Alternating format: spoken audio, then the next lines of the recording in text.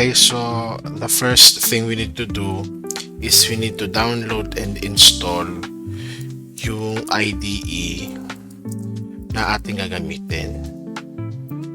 Okay, so go to your Google Chrome and search for the Microsoft Visual Studio, and then you have the Visual Studio here.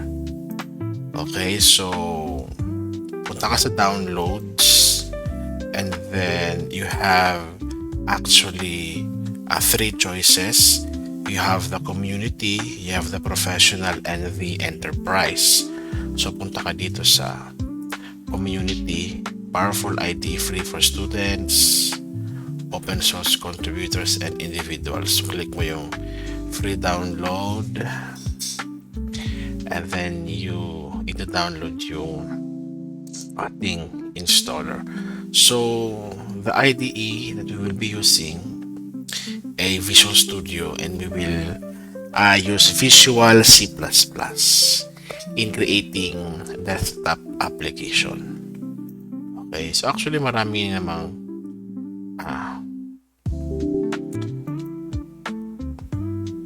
ginagamit to develop a desktop application, but for our lesson we will be using Visual C++. So let us just wait na ma-download yung ating installer, and then after na ma-download yun ay install na rin yun.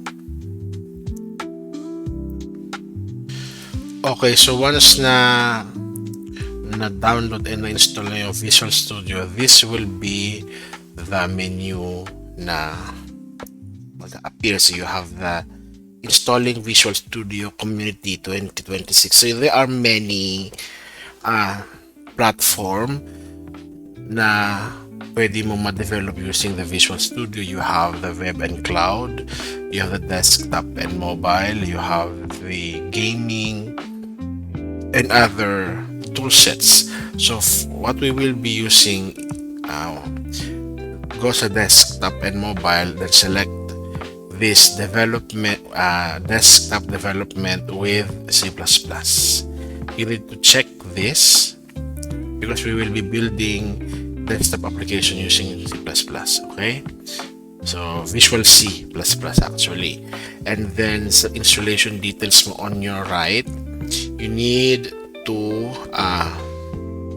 go here and check mo tong C++ CLI support. You need to check the C++ CLI support. Okay, and then click the install, and then okay, so same thing, ita-download niya muna, and at the same time ay kanya rin i-install yung ating IDE na gagamitin. So let us just wait hanggang sa matapos yung setup. So after the installation is complete, so Visual Studio Community 2026, okay, then you can launch here. If you click modify, so babalik ka doon sa kanina if you forgot to install other plugins or packages. But if you click more, okay, so lalagay dito yung installation settings. So what we will do is launch and then sign into Visual Studio, so you can create account or sign in with Microsoft or GitHub, but we can skip this and log in later. So for the development settings, the default is general, meaning what will be the theme across all of your IDE. But if you want to be specific, for JavaScript, Visual Basic, Visual C#, Visual C++, web development, okay, so you can select here. But since we will be using, well, you can select Visual C++ or just the general, and choose dark or light theme. So I will be using the dark, and then start the Visual Studio. Okay, so then for Visual Studio 20, for this Visual Studio, you need to create a new project. Okay, and then on your new project, you can actually choose the language here and the platform here and the project type. So hanapin natin dito, click the languages and go to C++. Then after you select the C++, you can look down and look for this CLR empty project or the .NET framework CLR empty project. Okay, so select mo to and then click the next button, and then project name, what will be the name of the project. So I will name it as test. Okay, and then the location will be yung default natin, so you can actually change it kung saan mo gusto ilagay. And then the solution name, so basically solution name is just the same on the project name. And then the framework, okay, so just the latest, and then create. Okay, so this will be the welcome screen of the Visual C++, okay, in the Visual Studio IDE.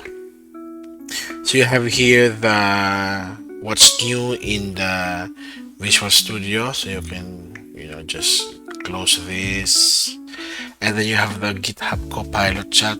So if you want to ask, you need to connect ito sa GitHub mo, but you can also chat the Copilot if you have questions. Okay, so for the meantime, let's close nyo lang yan. So X. So by default, meron kang Solution Explorer. Okay, nasa right side, this contains the project and the file inside that project. So, di ba gumawa tayo ng project, ang pangalan ay test. Okay, then you have the references here, the dependencies, headers, resource, source. Okay, so just on that, the test mo dito. Sorry. Okay, so test, right click the test, and then go to add, and then new item. Okay, so add new item, then you have the test, and you have the text box. Enter a file or folder name. So click mo lang tong show all templates to show this whole window wherein you can select the item that you want to add.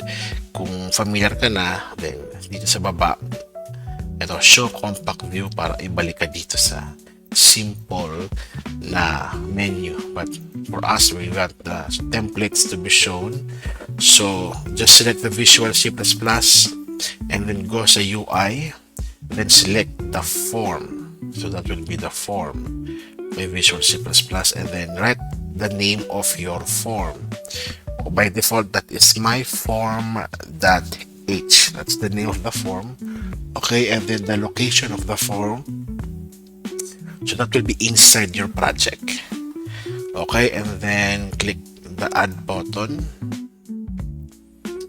Okay, and then mag-appear dito yung iyong form sa iyong screen. So this will be your design window. Anything you put inside this form will displayed during runtime.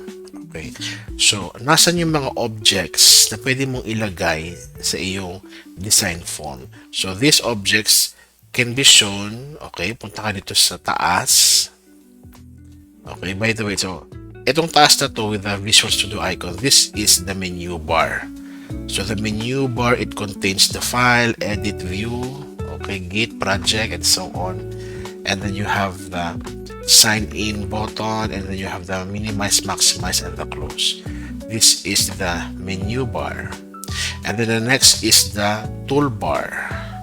Okay, yung next natin na items below the menu bar is the toolbar.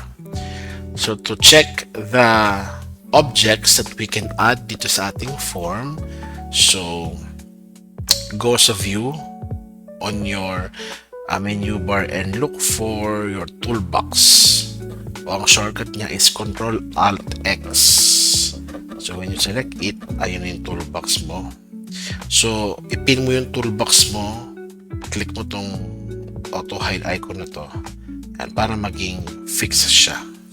So what is a toolbox? This toolbox contains all of the objects that you can include inside your form. Kasi yung form, basically, ito yung iyong canvas. Okay, sa painting, dito ka nagpe-paint. So sa programming, sa GUI, ito yung window, okay, that na kung saan mo ilalagay yung mga objects that you want to use and control in your UI program. So, doon sa all windows form, so makikita mo dyan, may pointers, button, marami siya. Pero meron din dito yung mga naka-groups, common controls, containers, and so on. So, ang gamitin natin first is the button. So, look for the button. You can actually double-click it or just drag and drop. Now, you have the button here. Okay? And then, you can also ayusin mo yung size ng iyong form. Ayan. Okay, so what you have now, you have now so far you have the menu bar, and then the toolbar, and then the toolbox here. You have the design window, or in the design window nandoon yung form mo, and then the solution window, solution explorer, wherein it contains the project files. Okay, so another important window that we need to include is the property window. So punta ka dito sa view, sa menu bar, view, and then hanapin mo yung property window sa bandang baba, or just simply type, press mo yung F4. This is the property window. Ayan, nandito siya sa, by default, nandito siya sa lower right. Okay. So, what is the property window? The property windows contains the list of properties and objects. Okay. It contains the list of properties and events associated dun sa object na iyong sinelect. Okay? So for example, I want you to select the button. Now, if you will go dito sa property window mo, let me expand this. Lihan ko ng konti. Ayan. Kung makikita mo sa property window mo, button yung nakaselect. So sa taas nakalagay button 1. Okay? If I select the form, nakalagay my form. So yun yung pangalan ng form natin kanina. Okay? So click mo tong button, and then the object selected is the button. Now, if you will look down, you have the category and you have the alphabetical. Okay? Yung dalawang first icon, categorized and alphabetical. So what is being group? Okay, if you will notice here, meron dalawang column. The first column is the property. The second column is the value associated sa property na yon. Okay, so click mo tong button, then go look for the name property, which is ito yung name property. Click mo yung name property na yan. So makikita mo sa baba, what's the ano ang definition ng name property? Indicates the name used in code to identify the object. So ano daw yung name property? Ito yung variable name associated to that object. Meaning, if you want to program or if you want to code that button, you will use the value of the name property. So what's the name property? Yung value na name property ng button natin. By default, button 1. Okay? Pero for good practice, always start sa button ng btn and then the name of the button. Kasi btn, click. Okay, so makikita mo nag-change siya. Okay, yung name property ng button mo is button click. Now, let us go look sa text property. So, what is the text property? Click it. Text associated with the control. So, ano yung nakasulat na text? So, default talaga yung button 1, but why don't you change it to click me? Ay, makikita mo, ayun, nagbago na siya. Click me na. Okay, so what else? You have the back color. Okay, so back color, the background color of the component. So basically, ito yung background color mo. So change natin into, may choices ka, system, or may web, or may custom. Punta ka sa web, hanapin mo yung gold. Yan, ito may gold. Okay, so basically, that is how we use the property window. Okay, so select mo muna yung object and then change the property. So learn to explore itong mga to. For example, itong may font property. Yan. So Microsoft Sans Serif 7.8 ang size niya. So click mo yung ellipsis doon and change it to 14 para medyo malaki ng konti. Okay, so this is the property window. Right? Okay, another sa loob ng property window is yung events. So ito yung una naka-select properties and then may events ka yung thunder na icon events. So what are the events? Ang events, these are the events that you can do sa object na yon.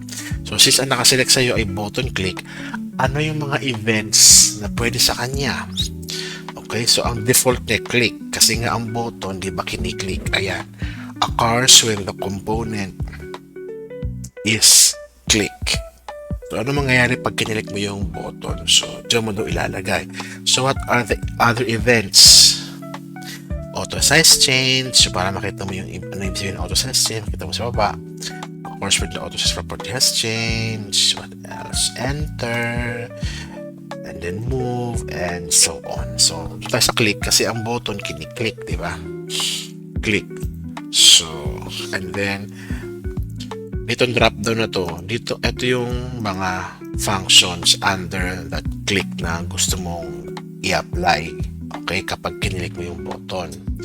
So what you need to do is just double click mo tong click na to and nalabas tong code na to. Okay, so basically ito yung source code window.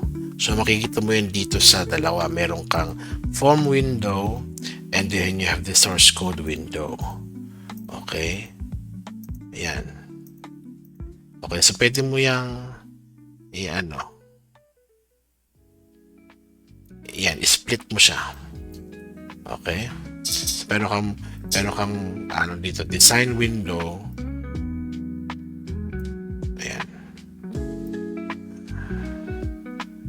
Ayan. Yan. You have the design window here. And then you have the code window here. Okay, so later we will do the coding. Okay? So next is let us try to run yung ating program. Okay. So how to run this? So you can go sa build and run. Okay. Or project pala. Build and run or dito tayo sa local window debugger.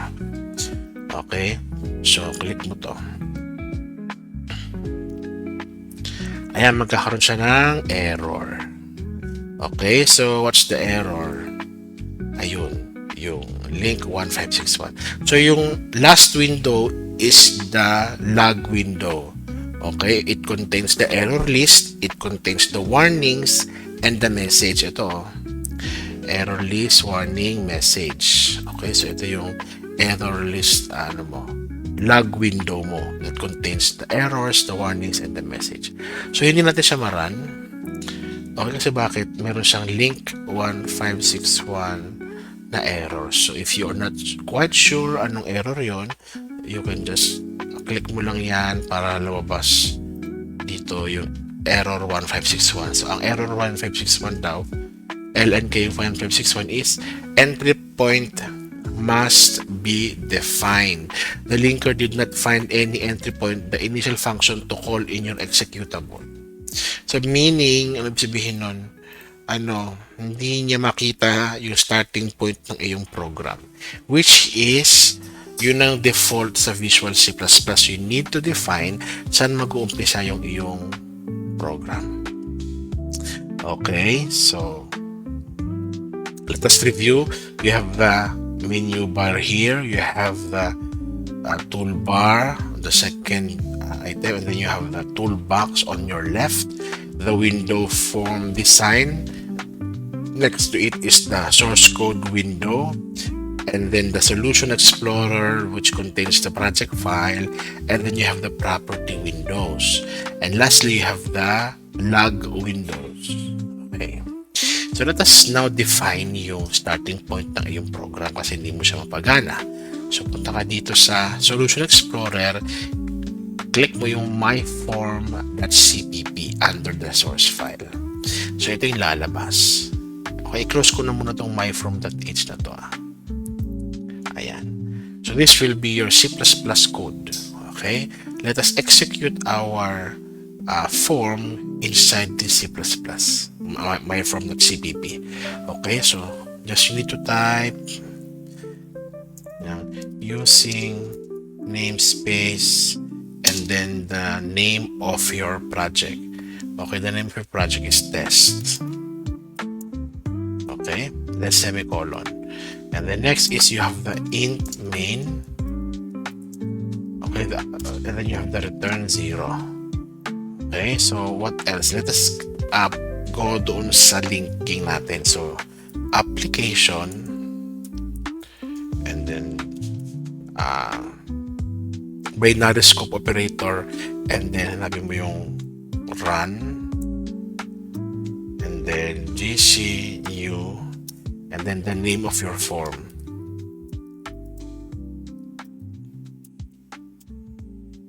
Yan. Okay. So you have, ito yung kailangan mo. You have the application, and then the binary scope operator. Okay. So, ano yun? Binary scope operator. Yan. Yung dalawang yan. Para saan yan? If you will remember sa object-oriented, you have the class, okay, you have the object dot and then the method, di ba? Object dot method. Ganyan sa ano, di ba? Sa object-oriented. So dito sa Visual C++, a bit different. So you have the class name, which is the application, and if you want to access the method or the object under that class, you will not use the dot method. Instead, you will use the binary scope operator o yung dalawang colon. Okay, yun ang referencing sa classes, okay, and the method inside the classes. You reference the method inside the classes using this binary scope operator. Okay, so close mo na yan. So, testing natin i-run ulit. Ayan, ito na yung form mo. Pero mapapansin mo, nagbubukas pa rin yung console. Okay? Nagbubukas pa rin yung console. So, paano natin gagawin yon? So, click X mo lang siya. Para tumigil, yung X mo lang to. O kaya, ito, stop mo siya. Ito, itong stop debugging. Alright, so, let us close muna itong myform.cpp. Close mo na yan. Okay. Hindi pa tayo tapos sa setup. Okay, so the next thing is go sa project and then test project. Okay, o kaya dito sa Solution Explorer, right click mo yan and then properties. Okay, and then you have the configuration properties, and then go sa linker, and then go sa system, and then sa system meron kang subsystem. Option tells operating how to run the exe file. So on the drop down, select the Windows. Okay, on the subsystem, Windows. And then on the advanced, go sa advanced. You have the entry point. Specifies the function kung ano yung entry point mo. Ang entry point natin is the main function yung kanina. So type mo dito ay main. Okay, and then apply, and then okay. So when you run this, okay, wala na yung console. Okay, so ang na-execute na is the form itself. Okay, so that is how, yun yung initial setup kapag gagawa ka ng Visual C++ programs.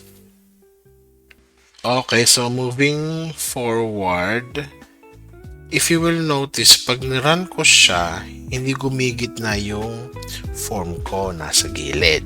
Okay, so let us change some of the properties ng ating form. So select mo yung form, make sure na ang form nakaselect. So makikita mo sa property window. So hanapin mo yung start position property. And then sa start position property, what is the default value? Ang default value niya is window default location. So palitan mo lang yan. Center screen. Okay, so naran mo yan. Yun, nasa gitna na siya. What else? You want to change the name or yung text above the my form. Okay, so pagpapalitan mo yung text property. So palitan mo itong text property ng main program. Okay, so ang name niya, hindi mo na mababago to kasi nandoon ka na sa add item kanina. If you can recall, okay? What else? If you will notice, ayan o, nare-resize siya. Diba? Medyo pangit. Nare-resize siya. Ayaw natin yun. At the same time na ma-maximize. Minimize actually is okay lang. Pero yung maximize is ayaw natin kasi we want the size to be fixed based on the content. So, X mo na lang yan. So, select the form. Hanapin mo yung maximize box. So, ano yung maximize box? Determine whether a form has a maximize box in the upper right corner of its caption bar. So, ang default value is true. So, gawin mo siyang false. Yan. So, what else? Punta ka sa ano yung style property. Yan, ito. Form border style indicates the appearance and behavior of the borders and the title bar of the form. Okay, so default na sizable. So change mo dito siguro sa pangit yung none. Ito, fix single. Ano yung na pag fix single? Ayun, ayan na. So nawala na yung tawag dito, yung sizes niya. So, pwede mo rin palitan yung color ng, ano ba? Fixed single lang ba? Kung fixed 3D. Ano yung tsura ng fixed 3D? Okay. Change mo yung, back color. So, you can explore nyo yung mga property sa different objects. So, you can change it into, let's say, light gray. Ayan. So, medyo nag-dark. Medyo madilim.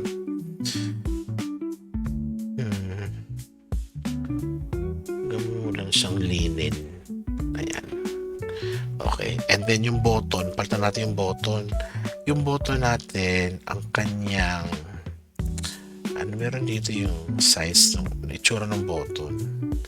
Sa natin, click mo yung button, then look for the, flat style determines the appearance of the control. So, click mo to, gawin mo tong pop-up.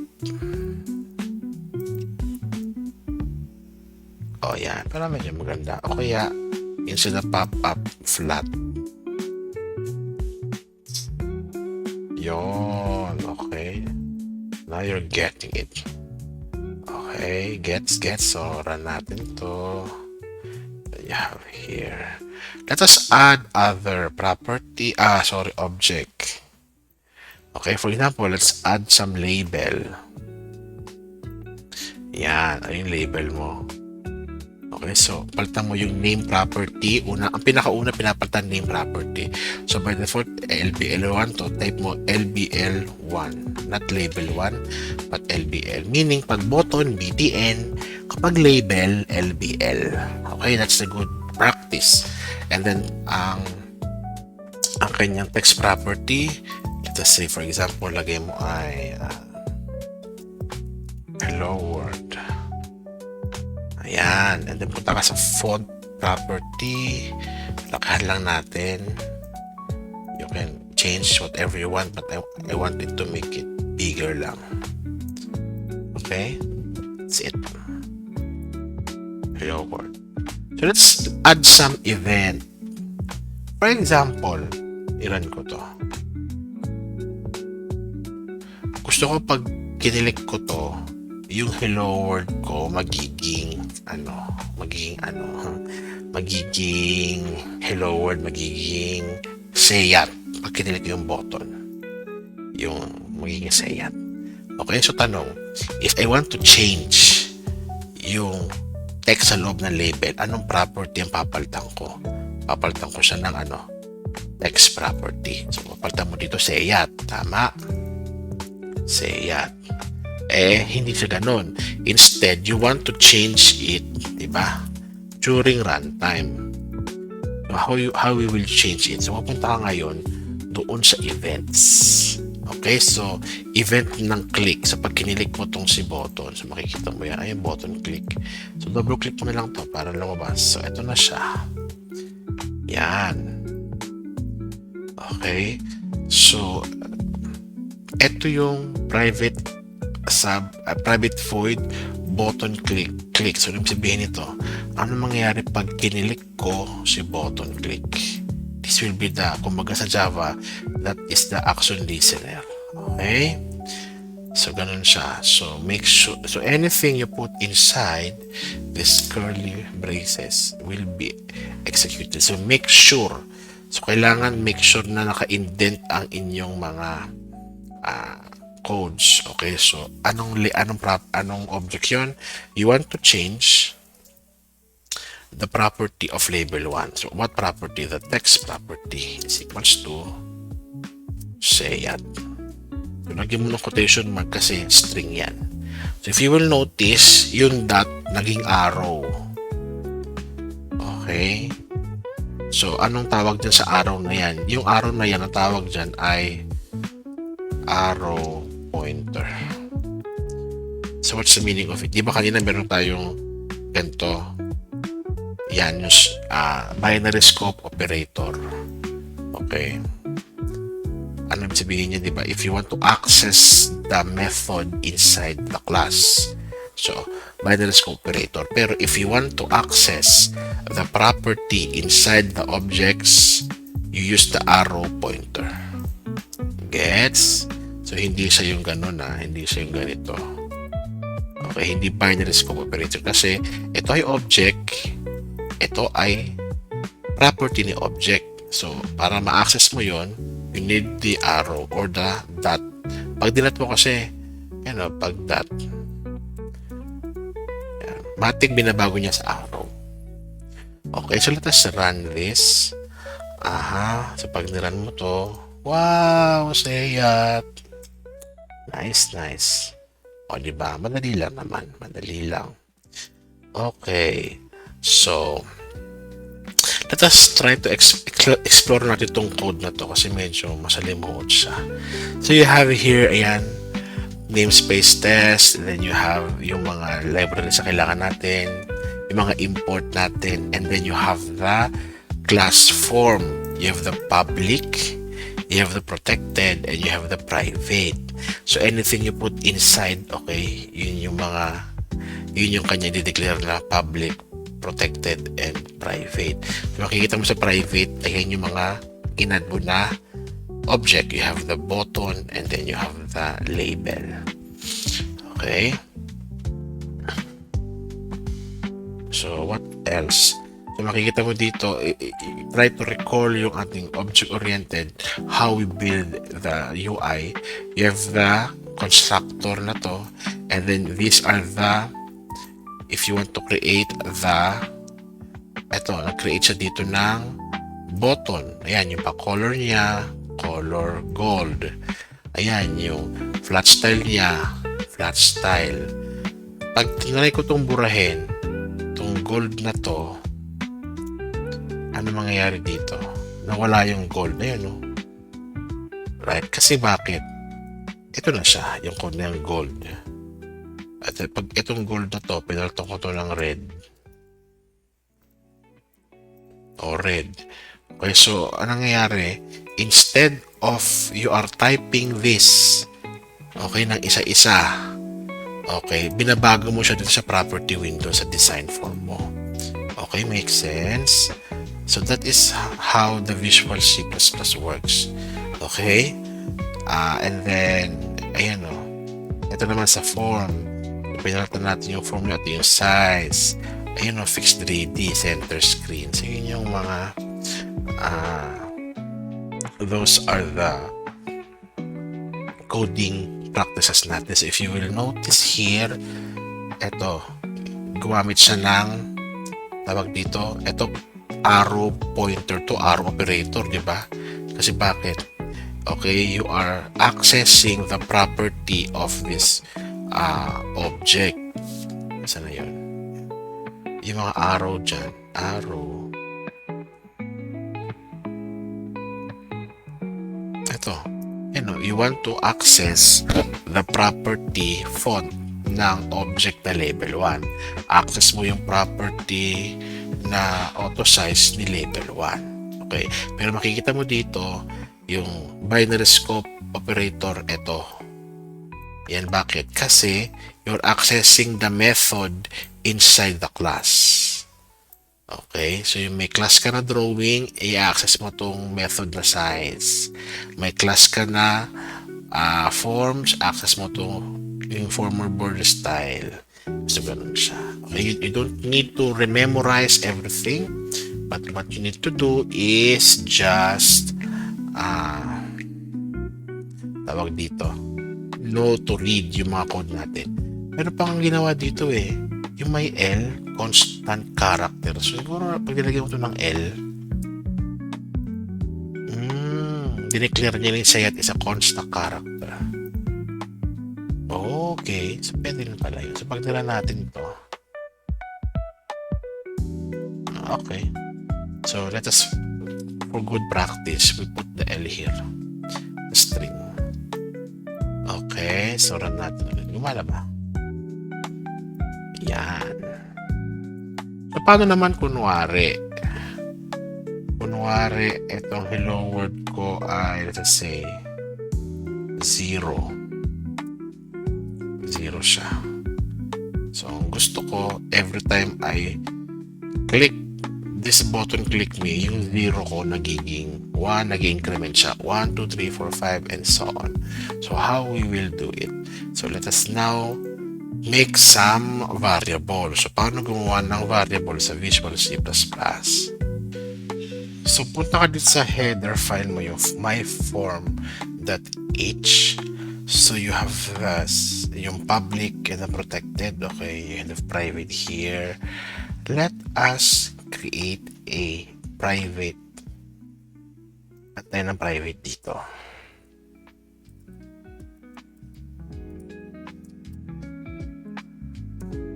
Actually, pwede pala dito. Ito private. So, ito na lang. So, there are many ways to create a variable. So, for example, ito. Int num. Ayan, so, we put it inside the private. Okay? But if you put it on the public, meaning it can be accessed even outside this form. Right? If you can recall the access modifier natin sa object-oriented, if you put values, methods, in variables in the public, okay, access modifier, that it can be accessed outside the form, or outside the class rather, which in this case outside the form. Pero for good practice, we put variables inside the private access modifier, meaning this can be accessed only in the objects inside this class. Okay, so i-try natin i-close yung ibang, yan, close mo to, punta ka dito sa Windows Form Designer Generated Code, hanapin nyo yan, region, Windows Form Designer Generated Code. Ito kasi yung generated code, diba? So i-ano mo na to, hover mo dito, click mo tong collapse, yan, para dito ka na lang. Okay, Dapat itong protected na to siguro. Hindi. Anyway. Okay. So, ano pa? Pag magde-declare ka ng variable, okay? For example, ball A car C. Pag may value, int num is equals to 10 is equals to true. Yan. To I.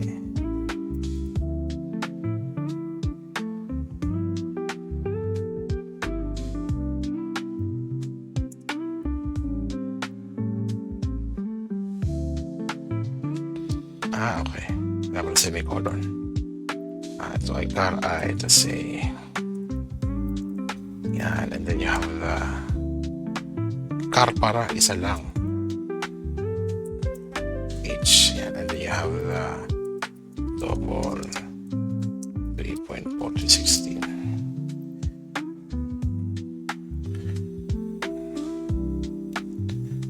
Float.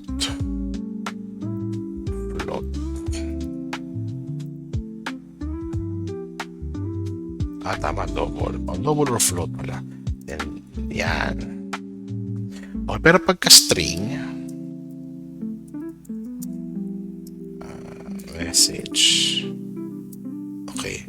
Maglalagay tayo dito ng handle na ganito. Okay. Handle point. Handle operator. Okay. If makikita nyo yan dito sa mga generated natin, i-collapse natin. Ayan o, may handle operator. Okay. I-collapse natin. Makikita mo yun yung handle operator sa yun. Yung mga example dito, yun lang.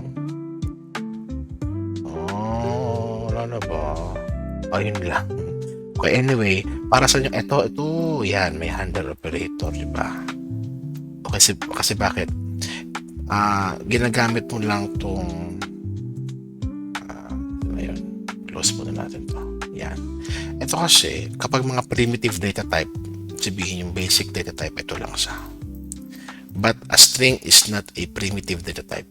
Kasi bakit? Combination siya ng characters and integers and values. Okay, so since hindi siya primitive data type, and it is considered as complex data type na siya, derived data type na siya, so may handler na siya dito na ganito. Okay. So, bakit ako nag-declare na integer saka ng string? Kasi by default,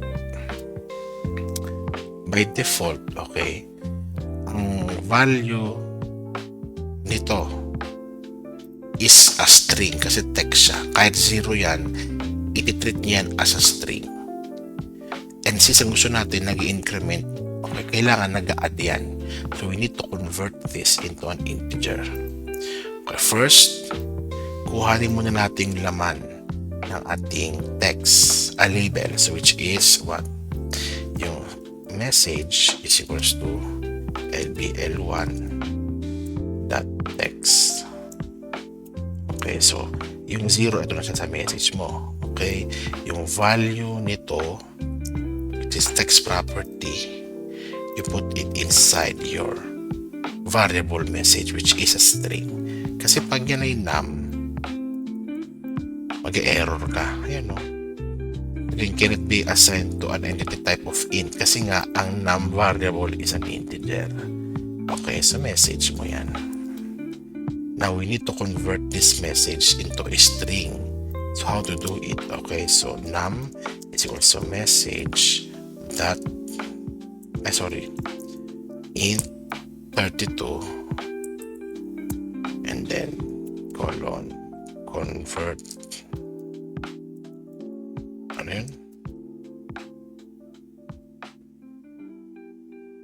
to int. Mali. To int na rito pala.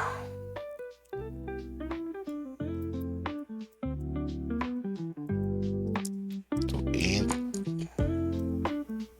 32. Sorry, wala ko. Int 32 and then parse. Yan. Parse mo dito. Lagyan mo dito yung message. Yan. Okay, so int 32 na class. Bakit 32? Kasi 32 bytes lang yung assigned integer. Pwede naman 64. So, kung mas malaki yung mga number, pero kung mga simple number lang, 32 lang, we want to hover. So, inside the integer 32 na class, meron kang parse that will translate itong string mo into a integer. So, paano mo ngayon gagawin na? So, yung num mo, num is equals to num plus 1. Right? And then, ano pang pwede mong gawin? What you can do is, you need now to set lbl1.text is equals to num. Pero may error yan kasi bakit? Ito ay integer, okay? And yung pwede mong ilagay dito is just num. String lang. Okay, so paano nang gagawin yun? Num that to string. Convert mo yung integer no sa string. Okay, ito sila run. Okay. Right. Amazing. Okay. What else? So let us make a interface ng Ohm's law. Gawa tayo ng interface ng Ohm's law. Yung ganito. Yeah, may interface ka na may simple circuit ka and then meron kang calculator ng Ohm's law. Okay, let us try to do this. So, ito siya. So, itong delete mo na itong label na to. So, itong button na to, palitan mo to ng text mo ng compute. Yan. So, gawa muna tayo ng simple interface.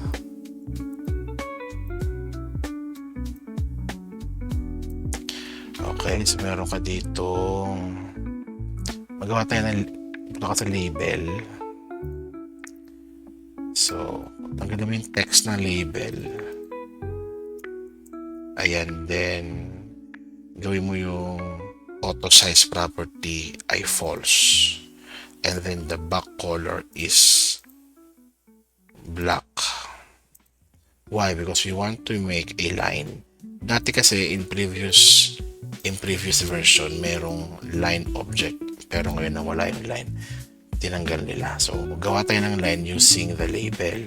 Now, medyo makapal siya. Punta ka ngayon sa size. Ipagtang mo yung 10. Gawin mo itong, say, 5. Gawin mo itong 3 para medyo lumipis. Ayan.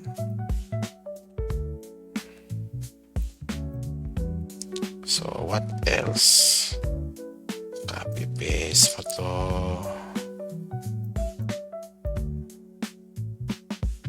Yan. So, ito rin ay 3.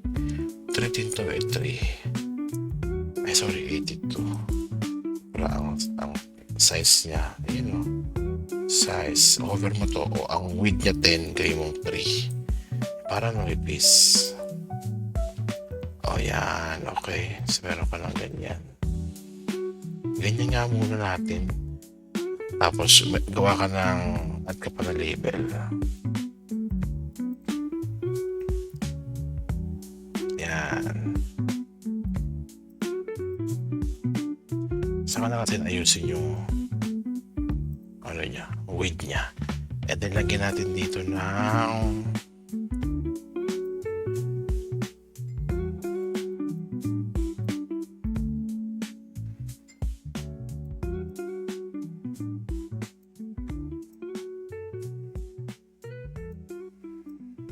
yan.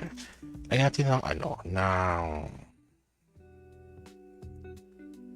battery. So, label din. Label. Gawa tayo ng box. And then, copy-paste natin ito. Copy-paste mo ito. Yan.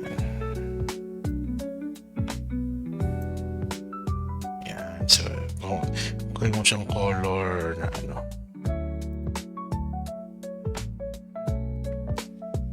Ito ay, let's say, color white.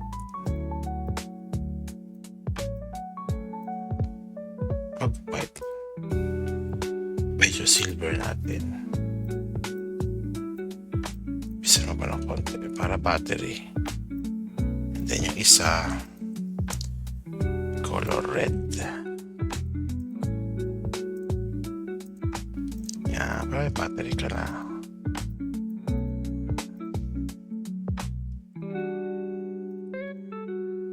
Oh, yan. Okay, so ito.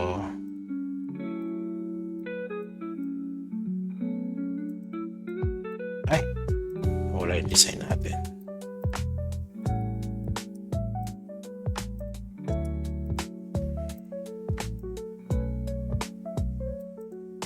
Yan, ito.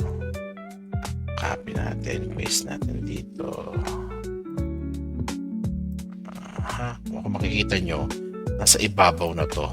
Kasi yung tab index niya, ayan o, tab index 6. Ito ay 5. So, lagyan mo to sa ano, mas mababa. Gawin mong 5 din. Ay, hindi. Teka nga, anong property yun?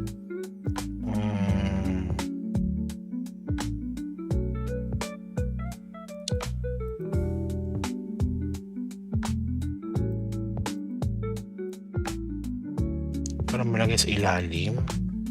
Saan ko yung property yun? Search na lang. Ang tab is tab text.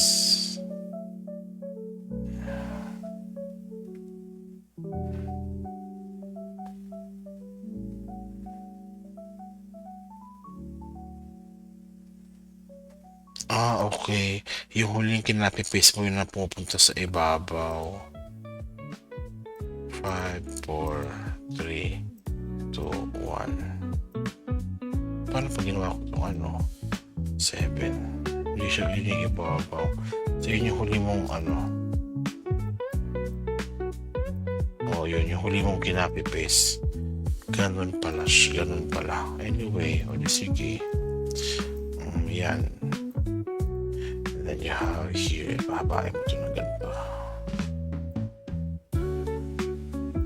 Okay, so kuha tayo ng bulb. So, meron ditong listahan kung dinownload yung this one. Yan, take a look. That's this. We have the web things. Ito yung mga web things characters na pwede mo gamitin for your display. Kasi wala na kasi siya yung circle. So, pwede mong gawin itong small letter N na web things para maging bulb. Pero may naman pang iba dito na pwede mong gawing bulb. Hanap tayo ng R ng wingdings.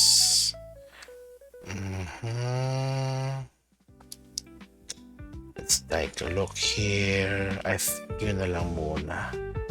Okay na siguro yun.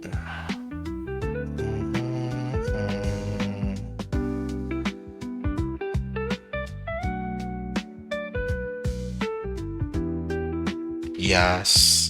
So letter N. Okay. So yun ang gawin natin. Dito. Ito ang label. Small letter N siya, diba? N. O yan. And then ang font niya ay wingdings. Webdings. And then lakihan mo siya. Kaya mo na sa 70. Ayun. Ay, masyadong malaki.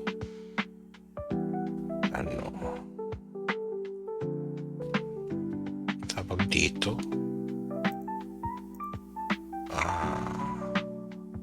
36. Yan. Tapos pwede ba i-transparent yung back color? Opaque, element O. I'm not not sure kung pwedeng i-transparent. Hindi siya pwedeng i-transparent. Gagawa sana tayo ng ano yun na.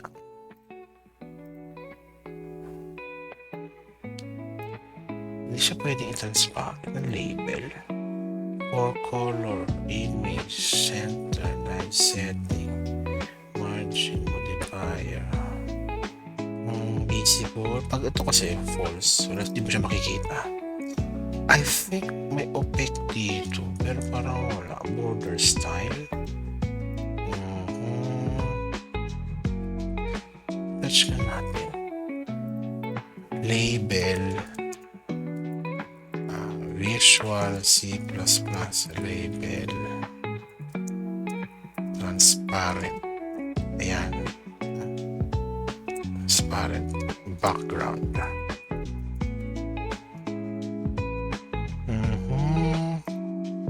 Bacolor. Change ko siya sa color ng transparent. So, ito. Ba't wala siyang transparent?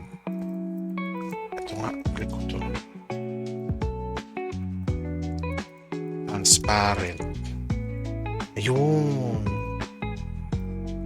Click mo siya din, type mo transparent. Nalabas transparent. Hindi naman siya naging transparent. Hindi naman.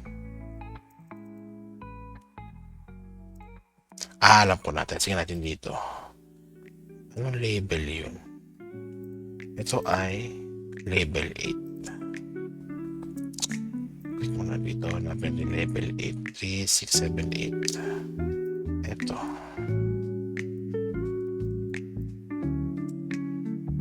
Yan. Yun na siya.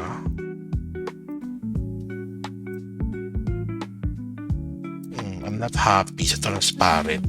Anyway.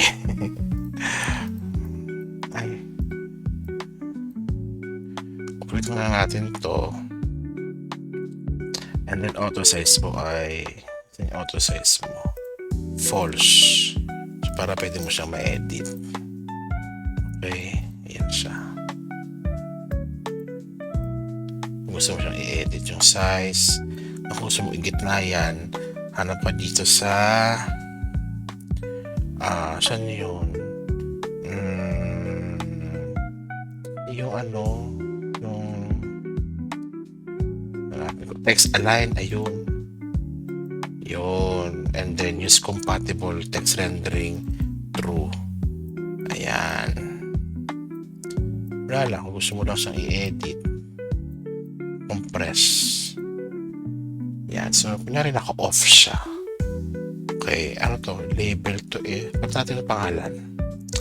Yung bulb. Shape bulb. Ayan. Yun ang pangalan niya. Parang gawin natin. Double click mo to. Burahin na natin to. Ito. This one. So, ba't meron kang sobra ditong label 8. Burahin mo to label 8. Yan. Okay, error.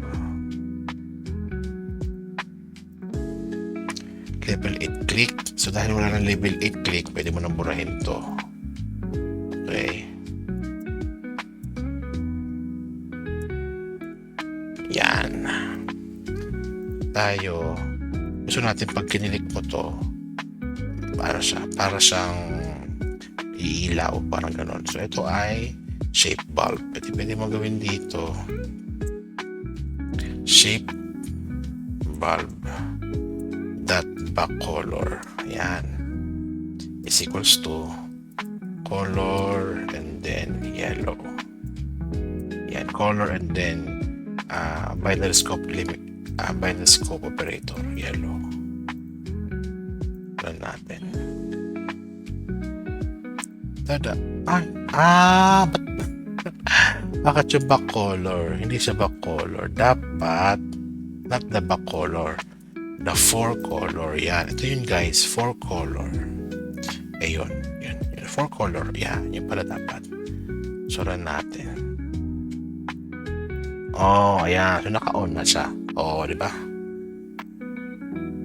So, let's, do, medyo pangit, pagandahin nyo lang yung interface, Yan.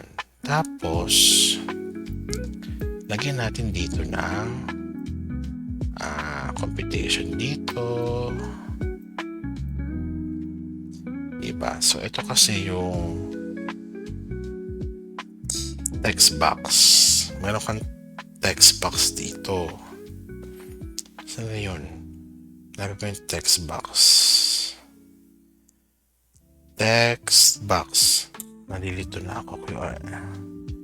Common controls na nga lang. Ayan. Para konti lang. Ayan. Text box. Ayan. Dun. So, ang text box, para saan ang text box? Para makapag-user input ka. Lakihan na natin yung font. Kita text box. Punta ka sa font. Lakihan mo yung font. Let us say 16. Ayan. So, run mo to. Okay. So, type mo to ay 16. Yan. Okay.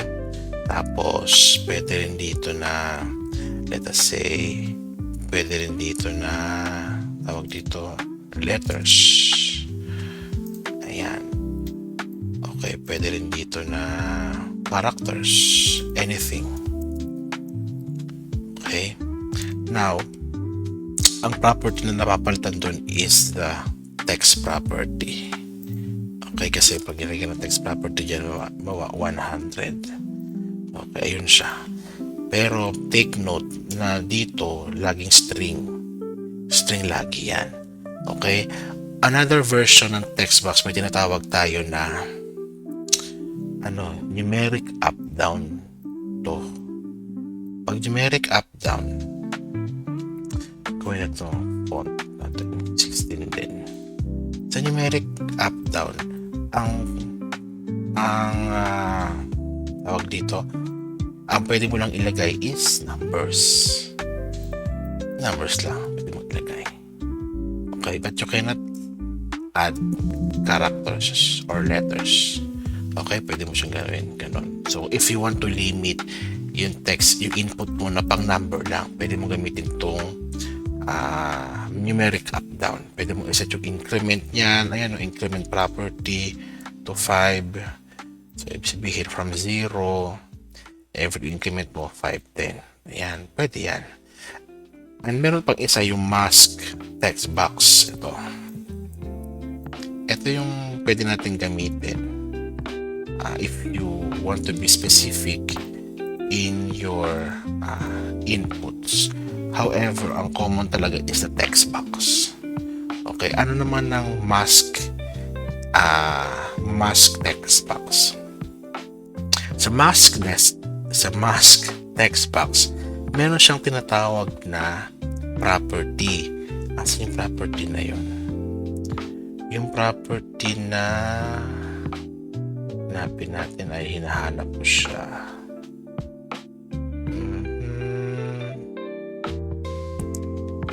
Read only. Ayan. Not modifier. Mask. Okay. Sa mask, pag click mo itong ellipsis na to, ano yung data type na gusto mo lang ilagay? Ayan, pwedeng number lang, pwedeng short date. Ayan, pwede mong i-define mo yung dito, yung preview niya. Okay, gusto mo ay time, gusto mo ay zip code lang, or gusto mo custom, ikaw na gumawa ng custom. Pag number, wala, numeric 5 digit. O yan, 5 digit. Pero pag gusto mo i-mask mo 1, 2, 3, or 5. Ayan, di ba? Pero pag gusto mo may decimal, pwede natin may decimal.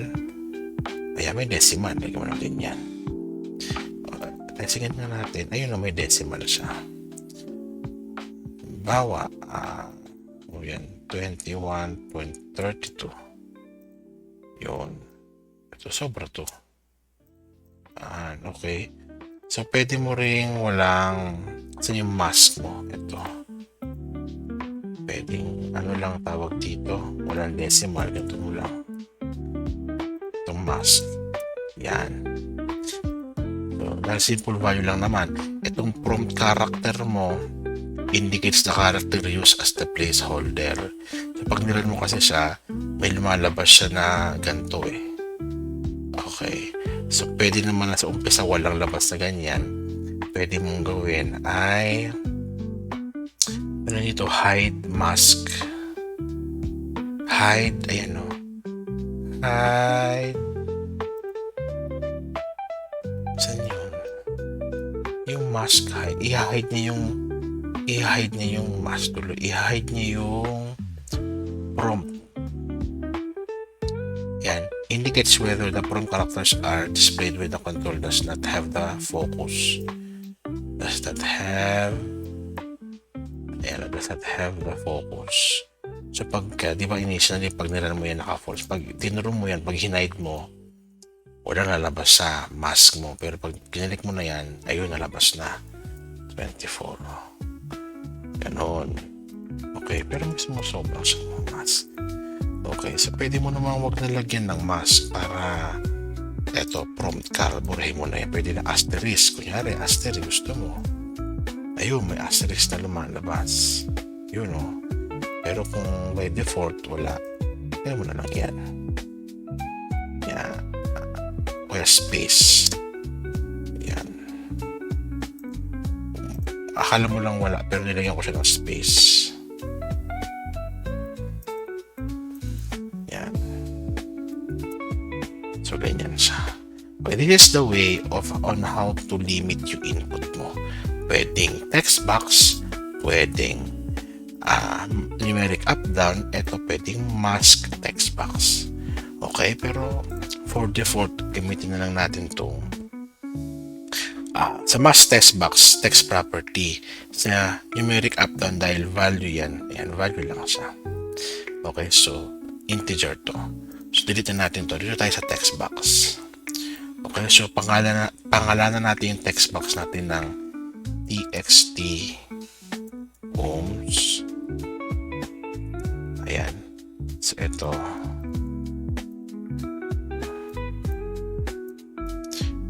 txt. Ito ay txt current pala.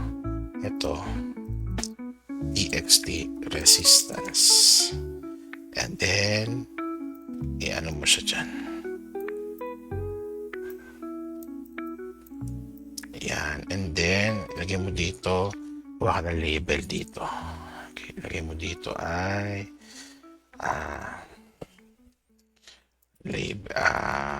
ohms. Then, ang font mo ay 16 ohms mo. Ay, hindi. Bakit ohms? Hindi ohms. So, yung text property ko. Text property ay resistance.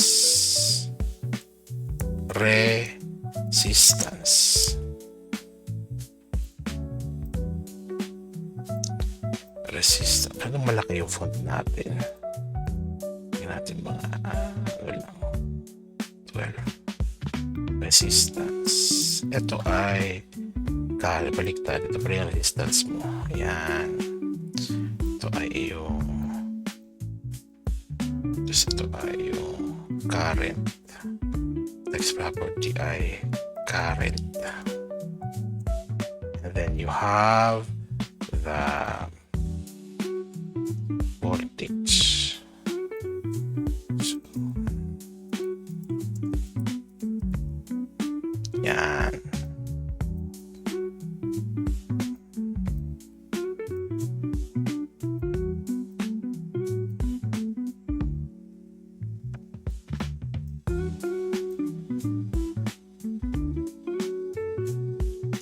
And there you have it. This will be the sample interface.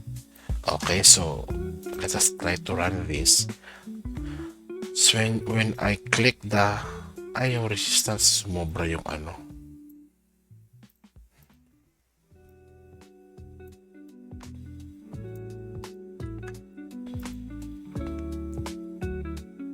Yan.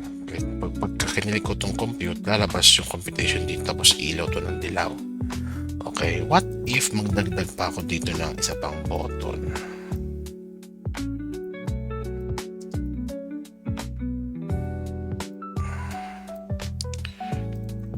R. Kunyari, itong dilaw na to, ano lang to? C. Para clear. O X na lang. X. O del. Yan, i-delete natin. So, itong font na to, gawin ko to sale. Then, and then yung color niya. Back color niya na gold. Gagawin ko siyang yan. Okay. So, pag niran ko to, ganito yung lalabas. Okay, pag kinumpit ko yan, dilaw siya. Pag kinumpit ko yung dilaw, mag-reset. Yung laman nito, mabubura ko yan. Magagaya ko ng 5,000 ohms and then current ko ay 3 ampere. So, pag kinumpit ko siya, lalabas yung value ko dito in voltage. Okay. And then, pag click yung delete, mabubura to. And then, ito. Okay. So, that will be yung assessment for this lesson. Okay. Wherein you will finish tong code na ito.